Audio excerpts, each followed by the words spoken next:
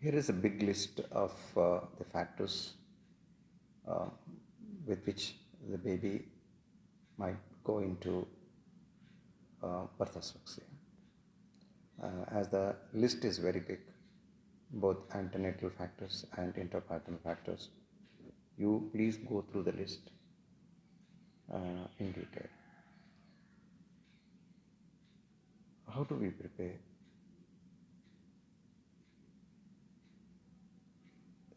And we cannot, we may anticipate birth asphyxia in high risk pregnancies, but many times, even within normal pregnancy and expected normal delivery, there are surprises with birth asphyxia in the babies. We cannot take it lightly in the labor room. We should be ready with the equipments and they should be fully functioning. We have to observe universal precautions to avoid infections and resuscitation assignments. For a real resuscitation, 3 people are required. One is a team leader, he takes care of airway. The second person will take care of pulse and chest compression, and the third person will take care of medication and other aspects if required. Here is the list of equipments need for resuscitation. Big list again. Laryngoscope with straight blades, number 0 for preterm, number 1 for term. Blades with extra bulbs and batteries, endotracheal bulbs, number 2.5, 3, 3.5, 4. Suction equipment with suction catheters, 5 French, 6 or 6 French, 8 French or 10F, 5F, 8F feeding tube, bag and mask equipment with face masks of term and preterm sizes, oxygen source, stethoscope, tape or secure device, bulb syringe, drugs like epinephrine, normal saline, dextrose 10%, sodium chloride, ringer lactate or naloxone, IV cannula 24G, umbilical catheters 3.5, 3, 5F and 5 gloves.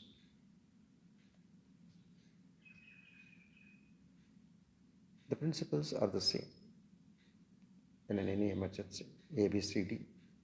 First is airway, which is established by positioning and suctioning. Breathing, it has to be ensured with positive pressure ventilation. Circulation with the chest compression and vacation. D is drugs if necessary. The resuscitation programs is like an inverted pyramid. In this inverted pyramid, all the babies required dry and warm. That means they have to be dry them up. We have to dry them up immediately to take out the secretion, and we have to give adequate warmth. And little suction or stimulation required for all the babies. And some may require oxygen, those who are going into problem.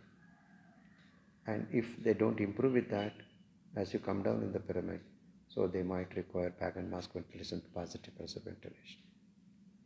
And in case if there is no improvement even for that, some percentage might require chest compression.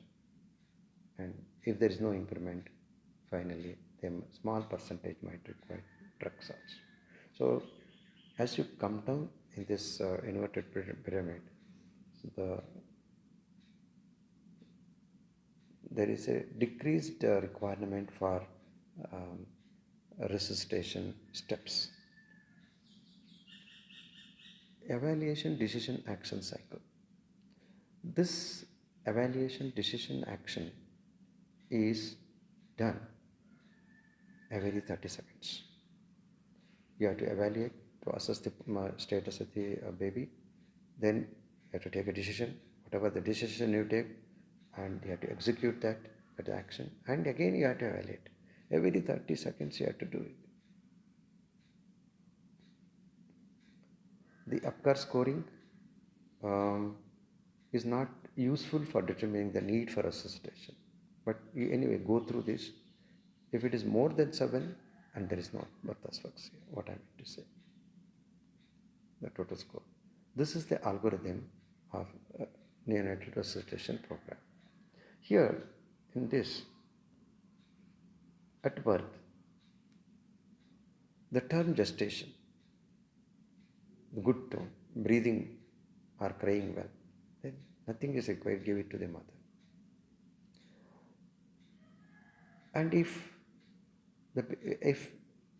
you feel that the baby is not having good cry, not establishing, not breathing well, then in addition to the warmth you maintain, you clear the secretion and give stimulus.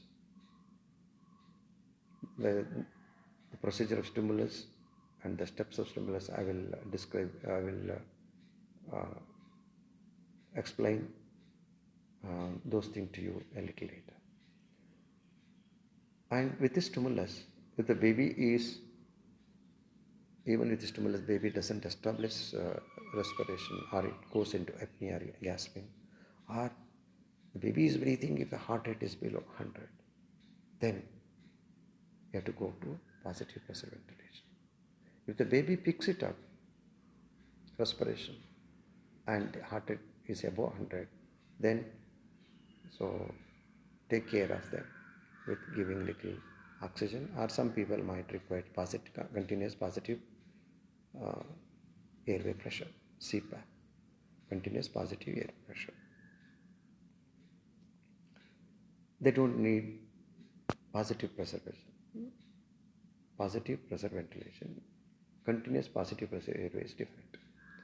And if the baby not established respiration or heart rate is below 100, even the baby is breathing, then give positive pressure ventilation with a bag and mask for 30 seconds.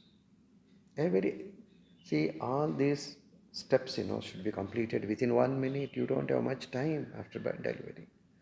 Drying, giving stimulus, taking a decision, positive pressure, and you have to put positive pressure into bag and mask within first 1 minute. You should be quick. Okay? And you cannot have leisure time to take decision. Then if the heart rate is below 100, what you have to do is then you are continuing a positive pressure ventilation. And if the baby is requiring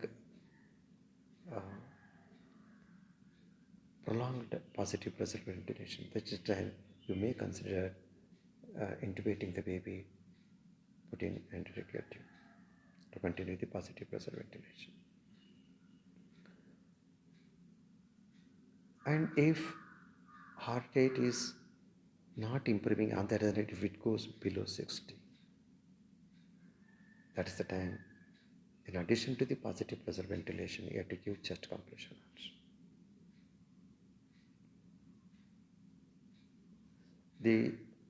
How many chest compression to be done and how many times the breath has to be given, that I will explain later.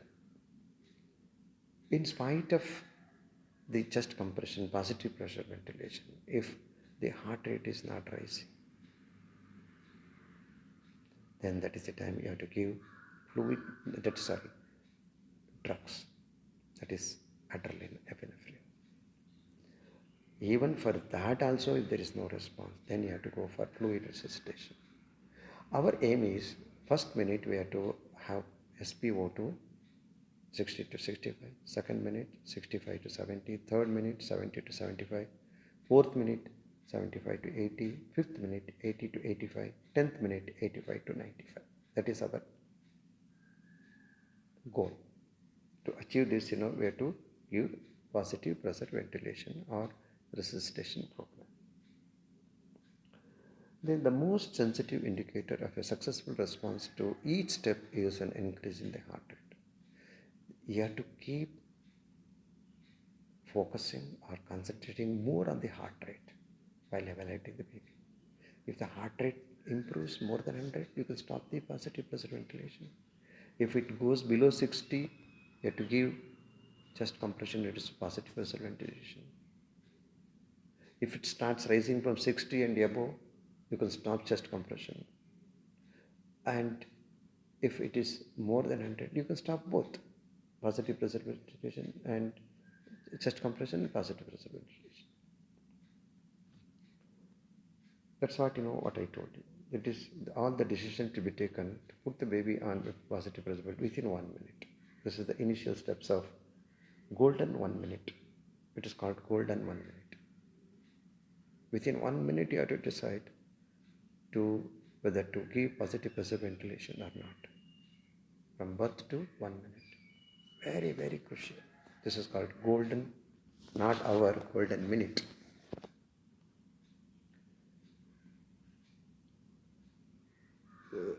If the baby is vigorous, how to assess that baby is vigorous? Strong respiratory efforts are crying, good muscle tone, heart rate more than 100, color is pink, clear of meconium, term gestation. Give it to the mother, routine care, not requiring any of our intervention.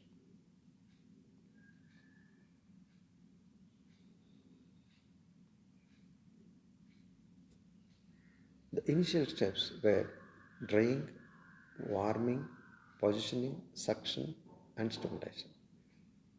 We'll learn about this. The baby, when the baby is born, it has to be received in pre-warmed clothes. Immediately you wipe the baby, that is, wrap the baby, wipe, and the cloth becomes wet. You change it within another pre-warmed cloth, wrap it, and keep it under the wall. All babies in the neighborhood. That's the initial step. Drying and warming.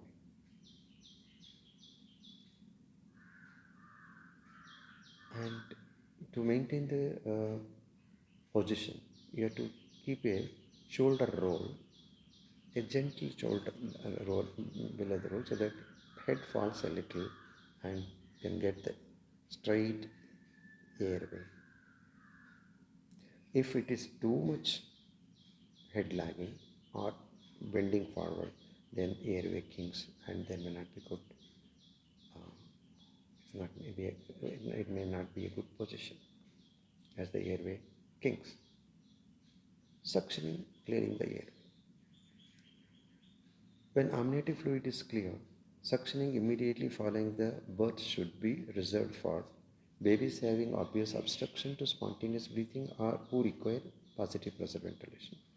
Bulb syringe or catheter attached to the mechanical suction. When suction tube is blocked, the negative pressure should be approximately 100 millimeter of mercury. Should not exceed more than 100. When you suction the baby, mouth first and the nose. And to remember this, mouth first and nose next. You remember the alphabetics of the English language, English. M comes always before N.